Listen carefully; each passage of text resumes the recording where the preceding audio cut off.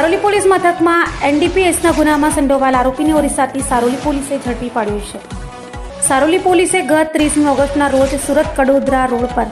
અંબાબા કોલેજના ગેટ પાસેથી ઓરિસ્સાવાસી અનિલ બેરાને ઝડપી પાડી તેની પાસેથી 17 કિલોથી વધુ ગાંજાનો જથ્થો ઝડપ્યો હતો, જેથી તેને ગાંજાનો જથ્થો આપનાર અને મંગાવનારને સારોલી પોલીસે વોન્ટેડ જાહેર કર્યા બાદ ઓરિસ્સા ખાતે જઈ ત્યાંથી સારોલી પોલીસે ગાંજાનો જથ્થો આપનાર મુન્ના નિરંજન બેરાને ઝડપી પાડી તેને સુરત લાવી તેની ધરપકડ કરી વધુ તપાસ હાથ ધરી છે।